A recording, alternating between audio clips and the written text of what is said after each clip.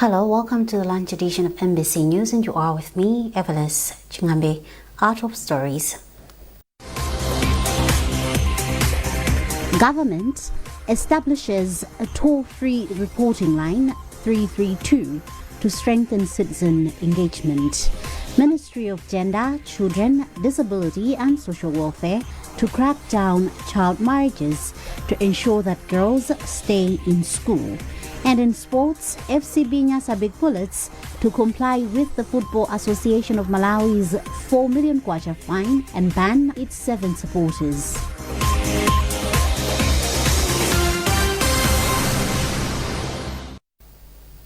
Thank you for joining us. Now the news in detail.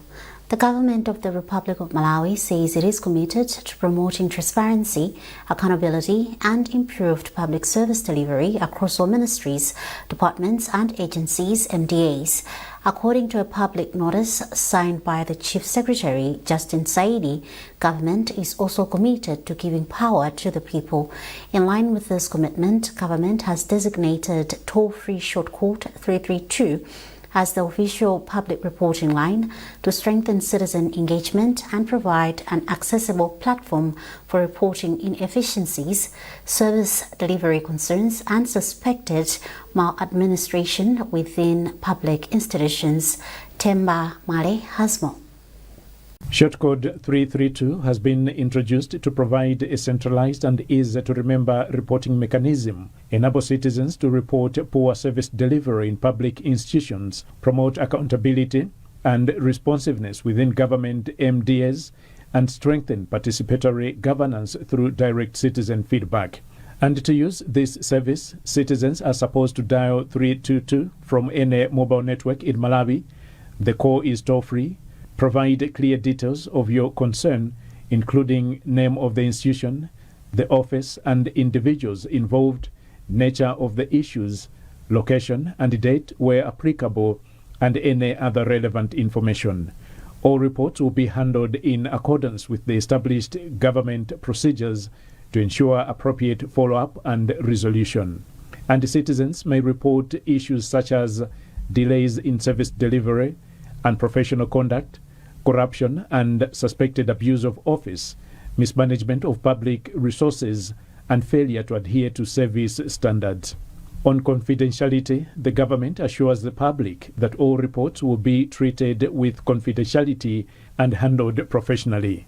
Citizens are encouraged to provide accurate and factual information to facilitate effective action. To ensure that your voice matters, the introduction of Shortcode 332 reflects government's commitment to responsive governance and improved service delivery. Every citizen has a role to play in building a transparent and accountable public sector. For transparency, accountability, and better service delivery, dial 332 today and take power into your hands. The Department of Disaster Management Affairs, DODMA, has urged Malawians to report individuals selling or buying government's relief maize. Commissioner for DODMA, Wilson Mollin, made the remarks in Doha District during a field monitoring visit where the department was distributing maize to vulnerable households. Margaret Mabando reports. Molini said the department remains committed to assisting people affected by hunger due to unpredictable rainfall patterns across Malawi. He said the distribution of relief maize to households affected by food shortages is progressing well and has urged the public to refrain from engaging in any fraudulent activities involving the relief supplies. They are breaking the law if they buy this maize. So both the sellers and buyers are breaking the law. And so the heavy arm of the law will work against them. I would urge them to immediately stop that. District Commissioner for Doha, James Kanyangalazi, said the district was heavily affected by last year's erratic rainfall, which contributed to significant food shortages in the area. About 41,000 households are by now having no food. And thanks to government that It has started distributing the free maize to the affected, and this will be done in 3 phases of January, February, and March. One of the beneficiaries, Josephine Ignacio Sosola, commended the government for the initiative, saying it will help ease hunger challenges in the district.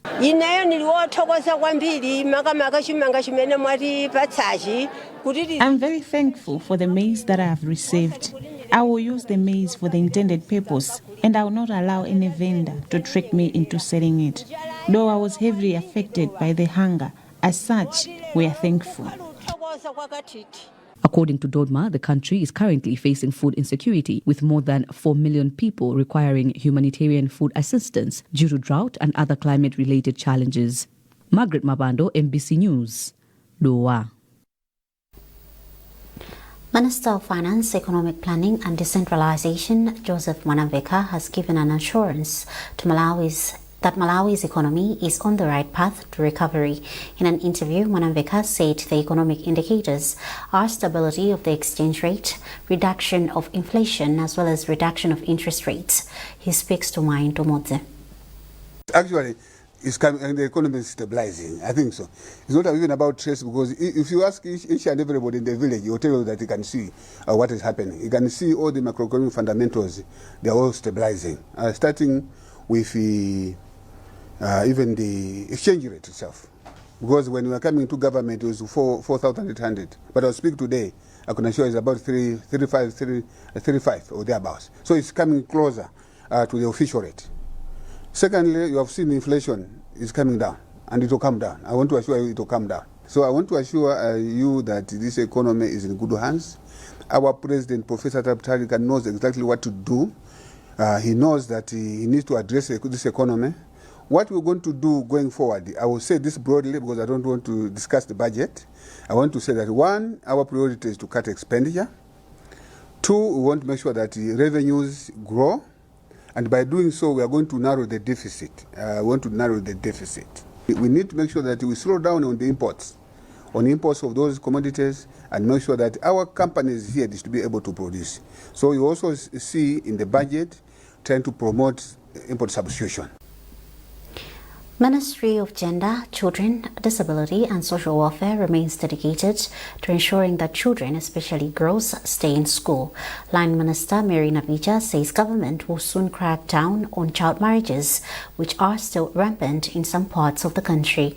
She made the remarks when she commissioned a girls' academy courtesy of a Turkish organization, Dreams of Children Family, which is offering free primary education in Zomba Malosa constituency. Charles Chindongo has compiled this report, being read by Ruth Jinangwa. Speaking in an interview with MBC, Navija acknowledged that more children continue to drop out of school and some are sliding into child marriage across the country, a situation which she said is negatively affecting development efforts.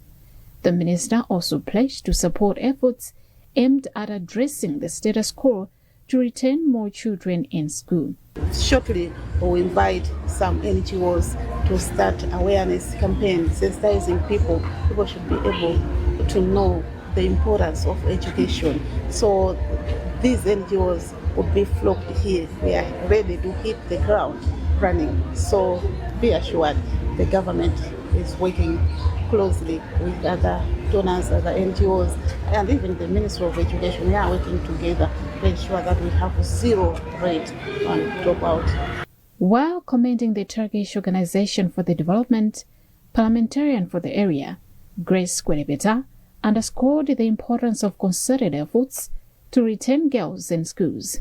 There we had about 195 girls that dropped out from school, and by having this facility in my constituency and with the agenda, I'm very sure that things will change because it's very worrisome to have 195 girls in a year dropping out from school. So if they'll be kept here, it means at least they'll be protected from so many things. Traditional Authority Malemia assured stakeholders that he will get to the bottom of the issue to curb the vice. Founder and director of Dreams of Children Family, Mahmad Ensali, hopes that the newly commissioned facility in Zomba will, among others, improve education outcomes among girls in the area of traditional authorities Malemya, Kontomanji, and Nkagula. Yes, education is, the key of everything. And you can see today in Europe, whatever, and everything is going through the education. Once the education is high and everything will be changing, no one can come to cheat us. But there is no education, they can cheat us. The facility, which is located at Nkhani in Zomba district, will benefit at least 40 girls in its pilot phase. DCF offers formal and informal education to vulnerable communities in the district. Government says it is intensifying efforts to mainstream gender equality and social inclusion in climate change adaptation programs to ensure that no one is left behind. The remarks were made by Secretary for Natural Resources Richard Bergamoyo during the official opening of the Gender Equality and Social Inclusion Working Group workshop under the Least Developed Countries Initiative for Effective Adaptation and Resilience in Salima. McDonald Shoaila reports. Addressing participants to the workshop, Secretary for Natural Resources Richard Bergamoyo said adaptation projects are meant to benefit every Malawian and must therefore be inclusive from planning to implementation. He observed that while some programs have performed well, gaps remain in ensuring that all social groups meaningfully participate and benefit. Adaptation projects are meant to benefit all Malawians, and therefore it is important that everyone should be taken on board from planning through implementation, so that we make sure that the targeted people benefit and ensure that they are resilient to climate change and adapt as time goes. The chairperson of the Gender Equality and Social Inclusion Working Group of the Least Developed Countries Initiative for Effective Adaptation and Resilience, Life AR, Akuma Okoti, who doubles as Principal Gender Officer from the Ministry of Gender, Labour and Social Development in Uganda, said the workshop seeks to identify gaps, harmonize approaches, and develop an action plan that addresses gender inequalities in adaptation programming. We are looking at perspective. We are looking at interventions. We are responding to the needs of the various categories of people in a country in as far as adaptation is concerned. We believe that climate change affects everyone differently. Gender Equality and Social Inclusion Advisor for Life AR Chantero Cummings said inclusion is embedded in the initiative's principles, which emphasize community ownership and inclusive decision-making. We're looking at what are the specific needs for women, what are the specific needs for young people, and what are the needs for the whole community. So there may also be men who have specific needs as well. So how do we make sure that the investments are targeting the needs of the whole community? So the community works together to decide, and then they can implement. And then it's owned by them. The ownership is with them, and so that they can make sure that whatever they're doing, they can ensure the success of it happening as well. The Life AR initiative is a Least Developed Countries program with 6 front-runner countries: the Gambia, Burkina Faso, Ethiopia, Uganda, Malawi and Bhutan.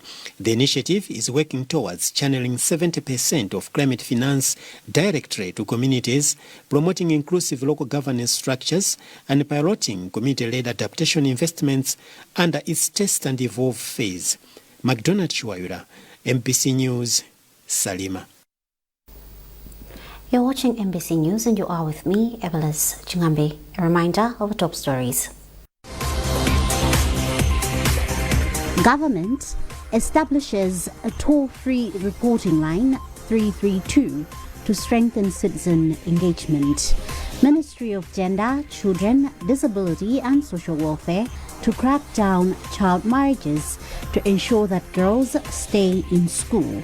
And in sports, FC Binyasa Big Bullets to comply with the Football Association of Malawi's 4 million kwacha fine and ban its 7 supporters.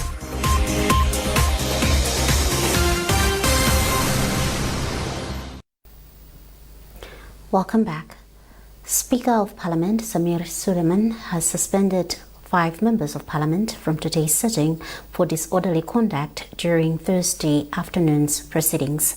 Suleiman has said the disorder occurred when the House experienced a power outage. He explained that he ordered members to maintain calm, but the 5 members of parliament continued shouting and did not heed his directive. Even after he stood to restore order, the Speaker condemned the conduct of the affected members, describing it as unacceptable. Opposition members of parliament have walked out of the House in solidarity with the suspended legislators. The suspended legislators are Stephen Baba Malondera of Lilongwe Nyanja constituency, Iseno Wankaka, Lilongwe Mpenu, Joshua Malango, Deta Kasina, Moses Kunkuyu, Deta Mlondoni, and Gerald Kapiseni Piri of Salima Central.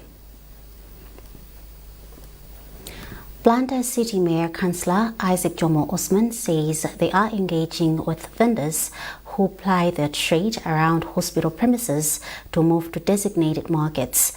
The mayor said this when he led a cleaning exercise at Queen Elizabeth Central Hospital, initiated by Colina Cleaning Services. More with Chisomo Break. Osman says the discussions are concentrating on finding a win-win solution so that markets should be situated in safe, secure, and nearby to patients and guardians to have easy access to merchandise. The mayor says engaging the vendors for a round-table conversation is the right approach to resolve grievances rather than using force. I just wake up today and telling the people to move out from where they are doing business. First of all, we need to find where the place we're going to allocate them. It's need to have the people who are doing business around here, because even the people who are in the hospital, they're looking for some of the things. So when you go to other countries, you find that where there's a hospital, there is also a market nearby, because they do that for the sake of the people who are in the hospital. So it's also as we try to find a place nearby hospital where we will move these people to that place. So we're going to go back and sit down and see how best we're going to do. On the cleaning initiative, the mayor has urged institutions to take charge of such initiatives to make the city's hospitals clean. Chief Executive Officer for Colina Cleaning Services, Angelina Chadza, says they were compelled to clean part of the hospital as corporate social responsibility and a token of appreciation to the people the company serves. For quite some time now, there have been disagreements between city rangers and vendors who ply their trade in undesignated places, such as hospital premises, a situation that has made the two sides have a cat and mouse chase. Chisomo Break, MBC News, Blantyre. Lilongwe City Mayor Peter Alex Banda has called on stakeholders in the city to actively participate in restoring and maintaining cleanliness across the city. The mayor emphasized the need to practice hygiene and has condemned poor hygiene practices such as littering. I've launched it this day because I've seen that Lilongwe is going now down in terms of cleaning and in terms of sanitation. So this day will be this day will be doing every week after 3 months. So I and my fellow councillors will going to sweep and remove the trash in the city of Lero. I'll make sure to push it, because I've seen that maybe some directors will take this activity down, that make sure that every directors will work with me, every councillor will work with me. Every market which is under the city council and every ward, every constituency, we are going to clean it. The Malawi Coalition for Kabaza Stakeholders Association, Makukasa, has called on motorcycle taxi operators to ensure their motorcycles are properly registered and insured. Speaking during an engagement with the operators in Mangochi, the association's national chairperson, Moses Michael Marabu, emphasized the importance of operating licensed motorcycles to enhance safety and compliance with national regulations. Davy Umar reports. The engagement aimed at raising awareness on the legal requirements and benefits of operating licensed motorcycles, as well as encouraging adherence to the country's transportation laws. According to Mwarabu, the organization wants to see sanity on the roads. What we want to see is to see the Malawi, a change in Malawi in terms of motorcycle operators as well as the owners, whereby these owners will be able to register their motorcycles and have ownership of their motorcycles. Because most of the motorcycles, if you can look around, you see that they are not registered. As a result, it's easier for them to be robbed. It's easier for them to disappear and be used by somebody close to you. So we don't want such particular scenarios to continue, and that's why we want to make sure that come 2027, everybody should at least register their motorcycles and have ownership. For Malawi Revenue Authority, MRA, the door is open for any clarifications needed to facilitate the registration and inclusion of motorcycles in the MRA system. David Maluka is the revenue officer for MRA in Mangochi. The process to get registered for Kabanza operations is not that difficult. Through our offices, Chiponde as well as Liwonde, would like to assure the public that when the exercise for enforcing the Kabanza, the officers from such offices will come here in Mangochi and they will access the services just right here in Mangochi. Assistant Road Traffic Officer in the Eastern Region for the Directorate of Road Traffic Services, Andrew Msukwa, stressed that operating a licensed motorcycle has many advantages, including enhanced safety for operators and passengers, reduced risk of legal penalties, and improved access to insurance benefits. We have been receiving a lot of reports that when the motorcycle is stolen, it is very difficult for the police officers to trace the motorbike because there's no anything to trace. There's no number plate. There's nothing which they can trace using maybe the chassis number because the motorcycle is not in our system. The Kabanza motorcycle taxi operators have been warned that failure to comply with the said regulations will result in the confiscation of their bicycles and the imposition of fines. Operators will only be permitted to resume operations once they have fulfilled all the necessary legal requirements. Dave Umar, MBC News, Mangochi. In entertainment, organizers of the launch for a poetry album by a well-known poet and journalist, Yanko Seunda, titled At 35, say preparations for a ceremony are on track. The event's publicist, William Shumba, said this during a press conference held in Blantyre. Shumba says the album will be launched on the 1st of August this year at Apollo in Blantyre. Yanko being in the poetry industry, it's not only about him showcasing his talent or showcasing that he's a talented individual in as much as poetry is concerned, but Yanko Seunda is a purpose-driven individual who has always looked forward to contribute towards the social and economic development of Malawi. Through his work in the past, he has worked with the Banganga Poetry Movement, which he co-founded, contributing to over 450 events, poetry events that the movement has hosted, but also nurturing over 2,000 poets that have used this space to nurture their talents. He wants to use this particular moment to just stand out and speak to Malawians, that to speak his voice, his prophetic voice to the fellow Malawians. Speaking to Embassy, Yanko Seunda said the album contains 10 poems, and among other themes, the poems carry messages of good governance, gender-based violence, and love. I believe it is time for an expression conversation right now. I also believe it is time for my opinions as well as my artistry to be heard. So it couldn't have been very much more better than having that focused with the element of Act 35, which primarily is taken from the pretext that Act 35 as a nation, that is the minimum age that a person is supposed to contest for the post of president. Which in incineration, it means that it is the age of maturity. So the expression is as mature as you get to be at 35. What exactly is the person going to do?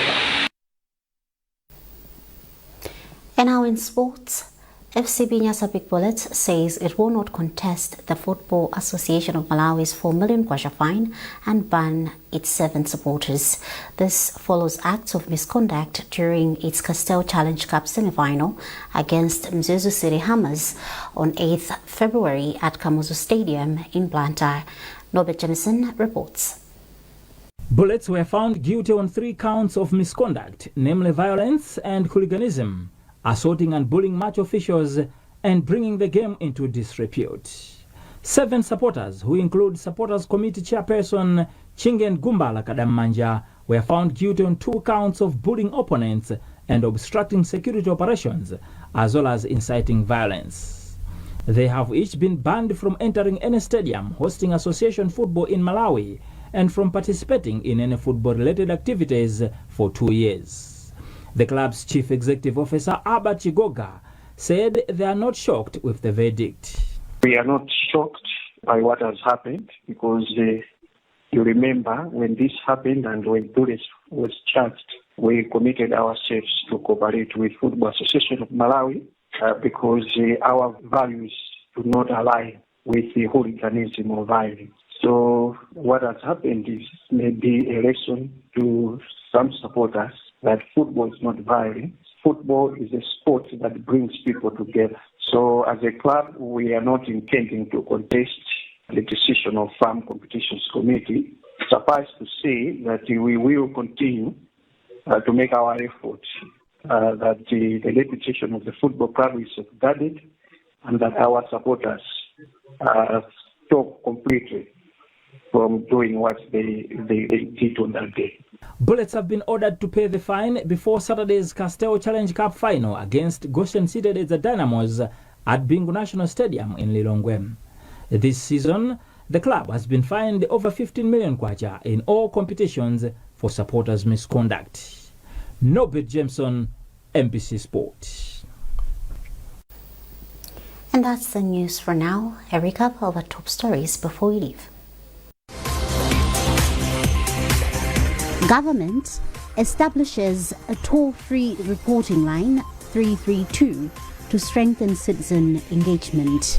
Ministry of Gender, Children, Disability and Social Welfare to crack down child marriages to ensure that girls stay in school. And in sports, FCB Nyasabik Bullets to comply with the Football Association of Malawi's 4 million kwacha fine and ban its 7 supporters.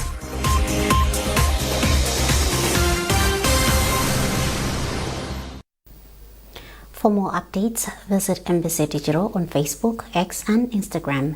You've been with me, Evelis Chingambe. Thanks for watching and good afternoon.